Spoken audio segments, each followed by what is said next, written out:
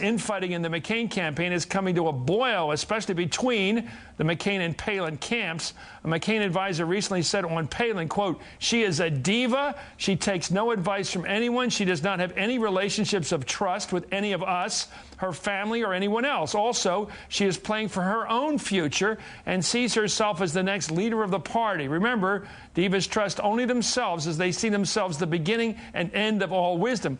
Well, that's a bit catty. And a close Palin ally said, quote, "The campaign as a whole bought completely into what the Washington media said, that she's completely inexperienced. Her strategy was to be trustworthy and a team player, but she felt completely mismanaged and mishandled and ill-advised. Recently, she's gone from relying on McCain advisors who were assigned to her to relying on her own instincts." This is really nasty. The McCain people say this person is not the person they wanted. She's a diva, not the woman next door. She's not, whatever, Sarah the plumber or Sarah the governor. She's bad news. On the other hand, she's saying what you often hear from VP nominees, you gave me the wrong handlers. Well, it's a little early for this.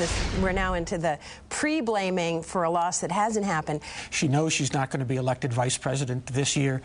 In 2012, all the little things like the clothing and taking her kids on airplanes and even the abuse of power accusations will be old news.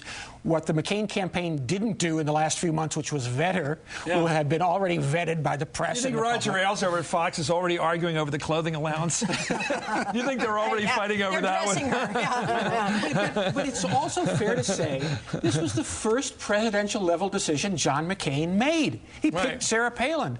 And it's fair to say, as the Obama campaign says, if you can't run a campaign, can you run the government? Well, let's